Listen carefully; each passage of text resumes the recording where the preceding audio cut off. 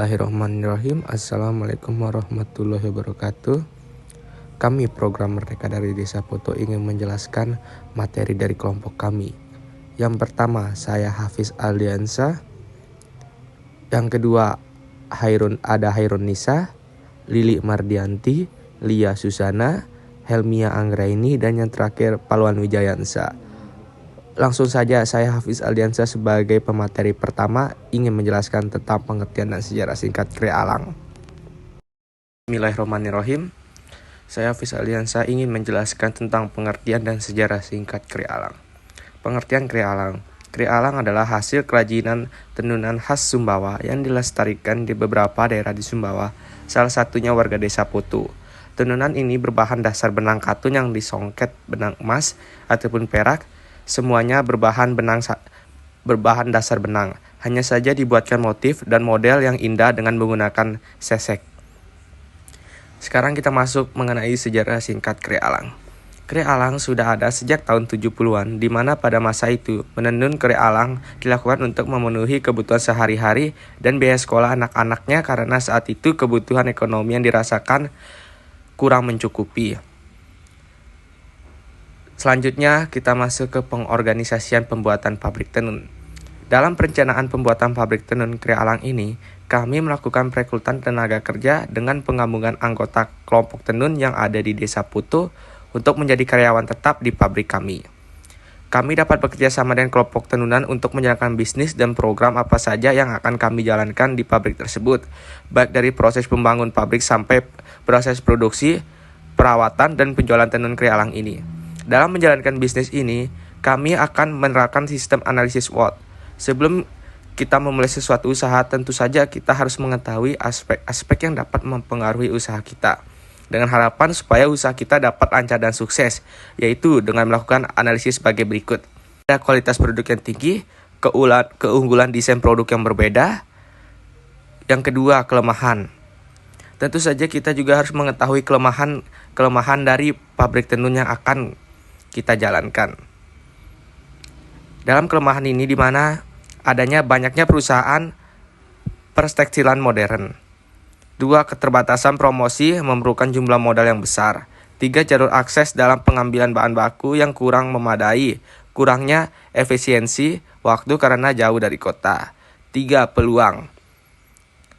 Di dalam peluang ini yang pertama itu adalah loyalitas pelanggan terhadap produk. Kedua, kemajuan teknologi. 3. Hubungan baik dengan pelanggan.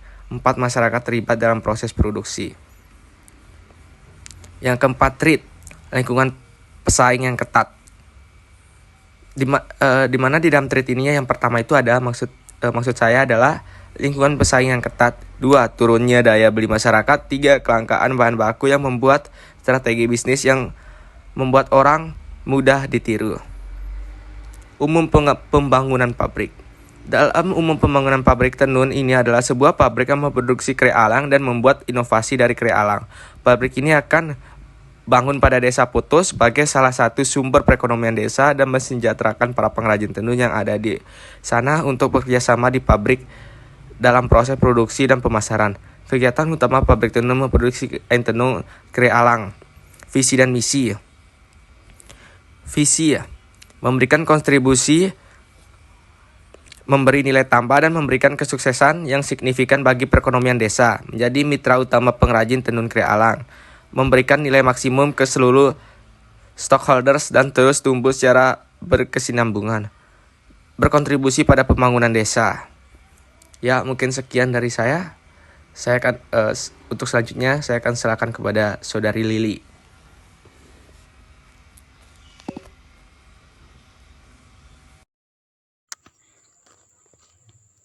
Assalamualaikum warahmatullahi wabarakatuh. Pada kesempatan kali ini saya akan menjelaskan tentang studi kelayakan bisnis, yang dimana studi kelayakan bisnis merupakan penelitian terhadap perencanaan usaha bisnis yang tidak hanya menganalisis layak atau tidaknya usaha tersebut dibangun, tetapi saat operasionalnya secara rutin dalam rangka pencapaian keuntungan yang maksimal untuk waktu yang ditentukan. Misalnya, rencana peluncuran produk baru. Aspek-aspek yang mendasari studi kelayakan bisnis adalah aspek pasar, aspek teknis dan teknologi, aspek sumber daya manusia, aspek manajemen, aspek keuangan, aspek persaingan, serta aspek lingkungan sosial.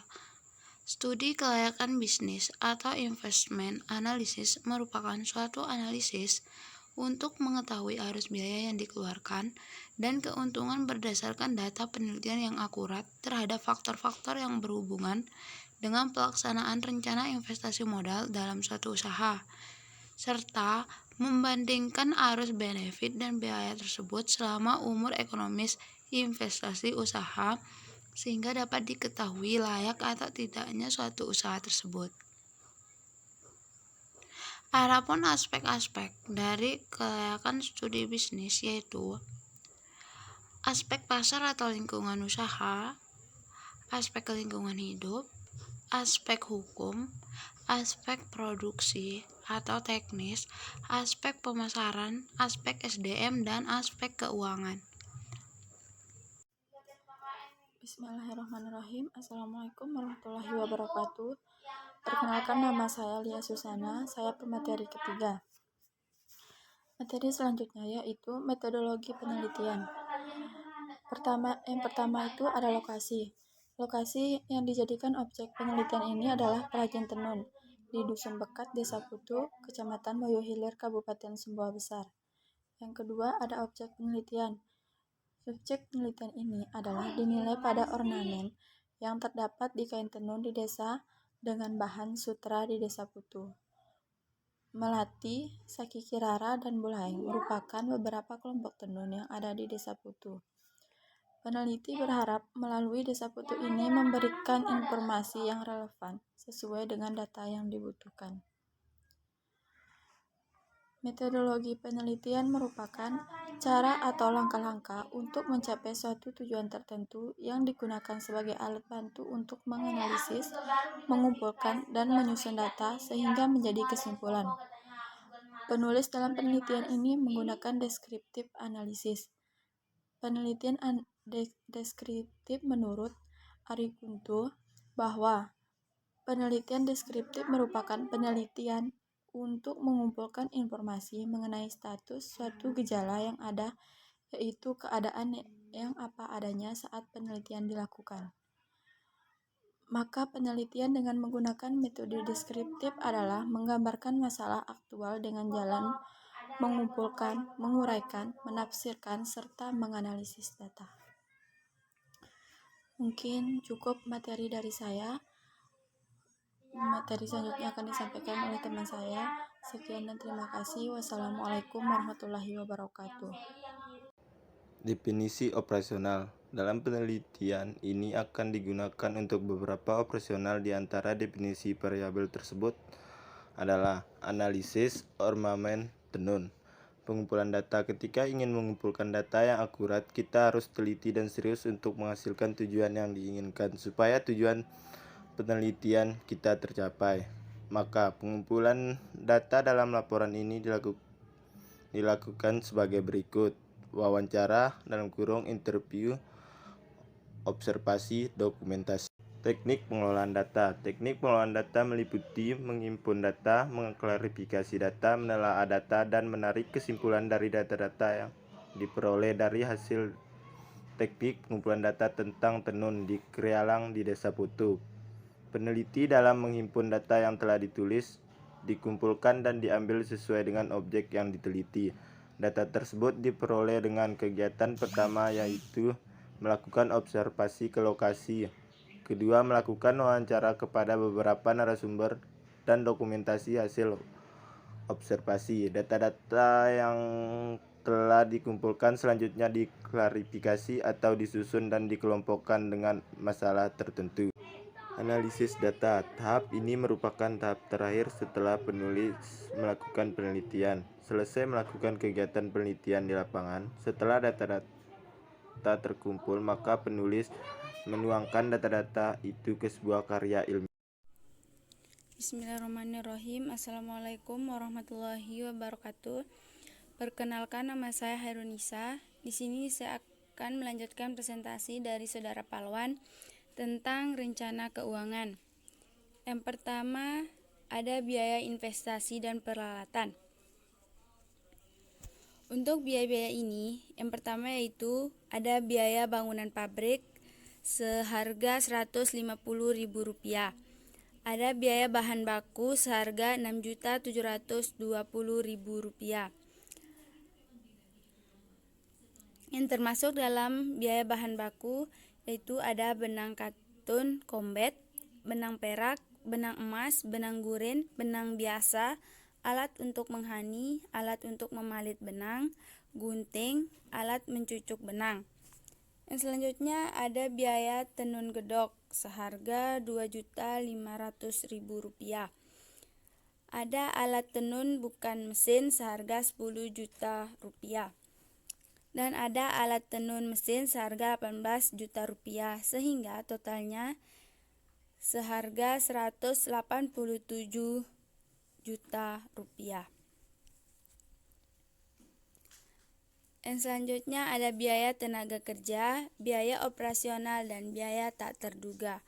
Untuk yang pertama yaitu biaya tenaga kerja untuk 10 karyawan seharga Rp10 juta. Yang kedua ada biaya kirim produk seharga Rp500.000. Ada biaya ongkos sopir seharga Rp100.000. Biaya bensin Rp150.000. Biaya listrik Rp500.000. Biaya tak terduga kami sisipkan seharga Rp2 juta. Dan totalnya yaitu Rp13.250.000. Yang selanjutnya ada biaya perlengkapan. Ada meja 6 seharga Rp6 juta, 10 kursi Rp7.500.000, 3 komputer seharga Rp10 juta, dan 6 kipas angin seharga Rp15 juta. Sehingga total dari biaya perlengkapan yaitu Rp38.500.000. Sehingga biaya total dari biaya investasi dan peralatan dijumlahkan dengan biaya tenaga kerja, biaya operasional, dan biaya tak terduga, dan dijumlahkan dengan biaya perlengkapan mencapai Rp187 juta, dijumlahkan dengan Rp13.250.000, dijumlahkan dengan Rp38.500.000, sehingga biaya yang kami perlukan untuk bisnis ini yaitu Rp238.750.000.